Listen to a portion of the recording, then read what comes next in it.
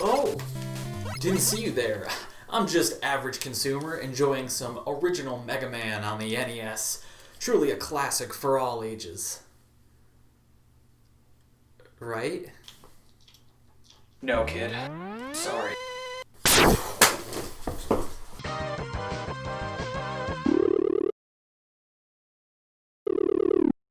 Mega Man X, Capcom's answer to everyone's outcry. Mega Man is for stupid fetuses. Mega Man X released on the Super Nintendo in Japan 1993 and was Capcom's next evolution of Mega Man for a new generation of both hardware and human beings. Of course, the letter X, derived from the iconic and highly popular alphabet, derives the majority of its personality from the decade of the 1990s, and Mega Man X's name fits itself nearly perfectly. Mega Man X was more extreme Nice. than its predecessor in almost every way, from the story and characters to the graphics, sound, and gameplay mechanics. Funnily enough, there's one aspect where Mega Man X is less extreme. Its level of difficulty. The game is just straight up easier. Most notably, it's more forgiving than past Mega Man games from the OG series, offering more powerful abilities for the hero, and far less bullshit enemy/level design, aka a more fair and therefore easier experience for the average player. Wait one gosh darn second. Why the heck is that? You eagerly ask, quite aware of the fact that the Mega Man series is known for its brutal difficulty. Well, it all makes perfect sense in Papa Capcom's eyes. The original Mega Man games were designed to be difficult because of their short length, and therefore needed to be as hard as a rock man to make the games feel longer and worth their price. Regardless of the games becoming longer, fans enjoyed the brutal difficulty Capcom first employed, so a lasting characteristic it became. But X was a whole new era of Mega Man, which came with a new generation of people playing and new hardware to design the series on. With the increase in popularity of home game consoles and new audiences for the series, it made sense to tone down the difficulty as not to turn off potential customers and fans. Greetings, customer. Would you like lacerations or paper cuts? Now, this isn't to say Mega Man X isn't a difficult game. No, far from it. It has its moments of challenge, no doubt, but without being filled with on-purpose cuck like OG Mega Man, on top of the aforementioned improvements and additions. We's done it, boss. We's banged out most of the bullshit. And thus, Mega Man X was a product that existed to the public in 1993, and the world was an overall better place moving forward. But why, mother? Apparently, I need to give these things called facts and examples to give myself credibility. Ugh. Let's go over the 3 pillars of what made Mega Man X so extreme compared to the original. Hi, little pussy here. Also an amazing video game in general. So the SNES had something called improved visual fidelity, increased color palette, increased number of on screen, more powerful GPU, more powerful CPU, a better controller, accelerated hardware, increased number of sounds. So the Super Nintendo had something called being better than the NES in every way. Mega Man X is a beautiful game, filled with style and charm, wearing its retro future digs proudly. Whether or not you like that style, it's hard to ignore its distinct flair. In comparison to the NES Mega Man games, Mega Man X's levels, enemies, characters, and effects all contain loads more detail with a far wider color spectrum. These graphical upgrades make the world of Mega Man X fleshed out, interesting, and of course, more visually appealing. Well, goddamn. From the dashing and sharp redesigned look of Mega Man himself, or X for short, to the creative, detailed, and colorful yet more menacing look of the Robot Masters, now called Mavericks, and finally to the stages themselves, which are filled with more bits and bobs, textures, colors, animations, and jaw-dropping parallax scrolling backgrounds. All of Mega Man X's perceptible parts assemble to create striking visual bliss. What is that I hear? Oh, it's my transition to the sound portion of the video.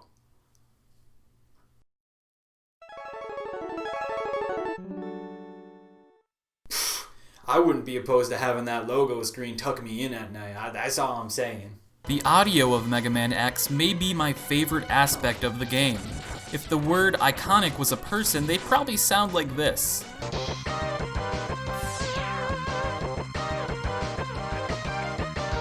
And if they yawned, it would probably sound something like this. Then there's the soundtrack. Oh my god, the soundtrack in Mega Man X slaps harder than an X-Buster blast to the face. The bops do not stop in this game. The opening of the game, before even getting to the first stage, kicks off with this sick chiptune guitar riff that splits your brain wide open and says, "You fucking ready, bitch?" Then X appears in front of some scrolling light beams, and at this amalgamation of a moment, you know this ain't your dada's Mega Man. It's time for something new and grittier. X then fires his cannon at the option you select. Well, shit. Alright, Capcom. The opening stage is a fantastic first impression in nearly every way, including audibly. This rock and roll first stage tune is a catchy, upbeat, action-packed track that expresses both the desperation of what's happening in the city around you and the confidence of the new hero X running through the destruction. This intro level of sorts would also set a precedent for the X series of games to come, having a unique opening stage to introduce players and lie down some story beats before jumping into the classic 8 Robot Master formula. As I said before, the rest of the game is filled with absolute jamming tunes, one of the most notable tracks being Spark Mandrill's stage, and besides that masterpiece, some of my other favorites being Armored Armadillo's stage and Chill Penguin's stage. And just fucking all of them. Maybe it's just nostalgia, but these bops fucking slap hard. I don't care. I can go on about the music for hours, but I think it's time to go back to the iconic alphabet again and talk about 3 letters, one of which you've heard me say more in this video than in your entire life. SFX.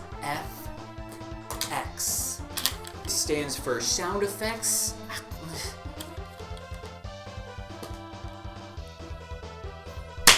It wouldn't be as fun to traverse the environment or blast baddies along with the sick tunes if those actions didn't sound impactful. But they do! The noises you will be hearing most often in Mega Man X is the ethereal hum of X's Buster Cannon charging up, If I had tinnitus, I might be okay with this being my companion noise. and the subsequent chunky, crisp, and powerful blast that follows. Along with these, we have the absolute angelic sound of pickups being picked up, the quick clatter of X shooting across the terrain with his dash ability, the sound of your shots making contact with a boss after his health bar fills in anticipation for a fight. It's all quality audio effects that give actions weight, impact, and style. They make the player feel badass, battles bombastic, and Mega Man X a full and quality experience. My ears just wouldn't have it any other way. They're nostalgic and stubborn. Mega Man X holds a tighter grip on story with an emphasis on dialogue, still not a lot, but more than previous Mega Man, and more defined characters. With this increased focus on narrative also comes an increase to maturity, but more so edginess and deep moments. Oh, Zero, you're so cool. Shut up, X. I know, but you're too weak right now. You'd have to get out of here. What's happening?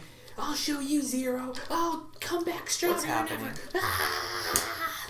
Mega Man X shares the same basic story structure as the original Mega Man, with the villain wanting world domination or destruction, the Robot Masters being corrupted and turned against humanity, and Mega Man being the one who needs to put a stop to the evil doing being done. Only this time there is much more drama, urgency, and style.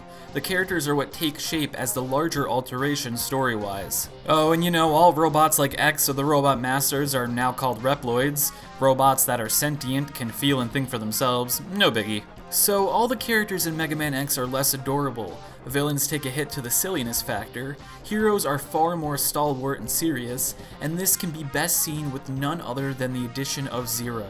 The powerful, slightly mysterious, roguish, heroic, cool, calm, and collected man in red, donning his beam saber and long blonde locks. Those of which made a tiny small brain me think that he was a girl for the longest time. You'd be hard-pressed to think Zero isn't Proto Man's counterpart from the original Mega Man series. Later down the line, the ability to play through some X-series games as Zero was featured. There's of course X, a grown-up blue bomber, Dr. Light looks more or less the same because his time has long passed and he appears on hologram footage making his dramatic entrances and exits with his super grave musical theme. Then the 8 Mavericks, who are now based on creatures rather than classic Mega Man's thing plus man formula. This opens a lot of creative avenues, gameplay ideas, and wonderful alliteration and naming conventions. Spark Mandrill, Sting Chameleon, come on man, that fucking rocks. Honestly lends itself even better to the Japanese title of Rockman. And lastly, we have the big villains of the story, Vile and Sigma. One of these really screams bad guy. Sigma. It's Sigma. Vile is just a stand-up individual. Shame his name gives a really bad first impression. Vile is a significant henchman to Sigma's boss status. He's a purple, poignant perpetrator who acts as a symbol of personal growth for X, looking at the beginning of the game versus the end. Sigma, on the other hand, has the chiseled jawline of someone who would live in a college frat house by the same name. He has the build of a man still in his prime. Evil, and was once a maverick hunter just like X, but now he's up to no good in 21XX neighborhoods. Yeah, fuck Sigma house, bitch. We're fucking mavericks in this motherfucker, dude. You need to get initiated, X, or you're gonna become a maverick. Just join me, join the frat house, dog. We got like beer pong and paddle boards and Fortnite and whatever cool college guys do these days. 1 year out and already. Man, wouldn't it mega suck if it didn't have those things? Mega Man, you run and shoot and jump and shoot some more. There's bad guys, and there's you. Don't get hit. That's the secret Chemical X formula of the original Mega Man, and it's great fun and easily understood no matter whose hands you drop a controller into. In X, that formula is kept seemingly unchanged, instead being built upon with numerous mechanics such as wall climbing, Mega Man's dash, and chargeable boss weapons. New features like this open the floodgates for more intricate platforming, areas of exploration for secret power-ups and upgrades, and increased combat variation. I mean, it's called the variable weapon system for a reason. I mean, there's a reason. I didn't say I knew it. The dash replaced slide from Mega Man 3 through 6, and it offers more utility. The charge shot in Mega Man X versus the one found in 3 through 6 also just feels more powerful, is cooler aesthetically, and you can fire half charge shots. Sure, Rush is a good boy, and I wish he was repurposed in some way for Mega Man X, and I know there are at least 6 people crying over inefficiency and irrelevancy. But gameplay feels so much smoother when you don't need to switch to a specific utility power and it's baked into X's kit. There's also just an upgrade given by Dr. Light that halves the fucking damage X takes, and I never knew about that until I played the game again last year. So that explains why I'm dying so much. I mean, you are also a dumb baby Now, the most important aspect of Mega Man as a series has always been the bosses, or Robot Masters, or Mavericks, whatever you want to call them. The bosses are always the focus. Mega Man is one of the few games that shows you, before you even know what a stage is like, the mofo that owns the place, complete with the flashy intro cutscene of them, before dashing into battle. Mega Man pioneered this. You get hyped to face these foes, it's fun to discover their weaknesses, or just go in X-Buster blasting. And it's difficult not to admire their charming designs. Speaking of designs, the development team made a very bold design decision with Mega Man X. For the first 6 original Mega Man games, all Robot Masters were named and themed around some type of item or element followed by the Man moniker. For Mega Man X's Mavericks, the team decided to base each robot off of an animal with a special property taking the frontal portion of the name. This turned out to be a genius idea for a plethora of reasons. Now, of course, the original Mega Man series is filled with iconic Robot Masters, no doubt, but it's safe to say this formula was starting to stale by the 6th game. The super beast-like robots called Mavericks breathed fresh air into the series, both aesthetically and mechanically. No longer was each boss following the figure of a humanoid, but now completely different body structures and sizes of numerous creatures, like an armadillo, chameleon, and a Boomer Koanger. Hear me out. This added visual variation as well as set a precedent for some fantastic alliteration, or just plain enjoyable oddball kick-ass names. Big deal. how does it affect gameplay? Oh my god, so much. The bosses in Mega Man X now have numerous abilities, both based around the first word in their name, but also the creature they're based around. Sting Chameleon shoots stingers, but can also turn invisible and climb around the stage's background, and Storm Eagle can fly, create tornadoes, and dive bomb. This decision really let the development team get creative with the boss fights in Mega Man X and revitalize one of Mega Man's core appeals. These new Mavericks mixed with X's new abilities added several more layers of depth to combat. And did I mention defeating a boss will often affect another stage? Like defeating Chill Penguin will freeze over the magma in Flame Mammoth stage, changing how you approach and play the levels in the game, both making them easier and harder in different cases. What the heck is cooler than that? What's more is later in the game, you're granted the ability to charge boss weapons, effectively doubling the amount of Robot Master abilities X can use. Yeah, it's McFucking wild. Holy cow! I'm sorry, I was so rude. You bet your dumb ass hat you are. You're welcome. It's pretty sick. Man, Mega Man X does sound really amazing. I guess the original Mega Man really is for fudging babies. I guess that means I'll have to retire the old propeller hat.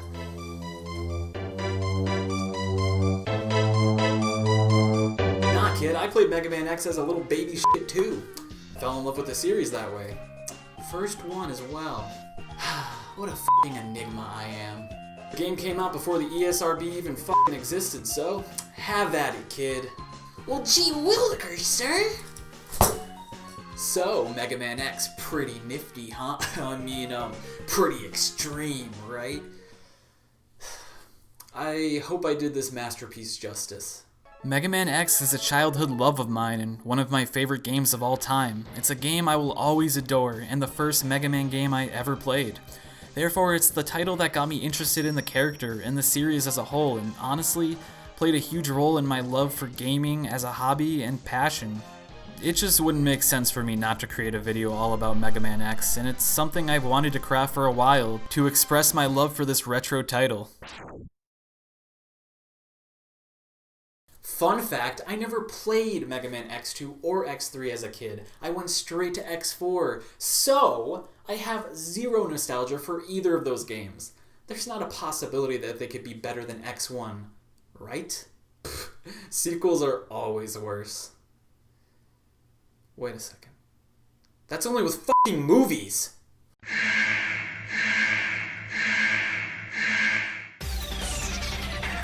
Please like and subscribe. New videos every 2 weeks. At least that's the plan.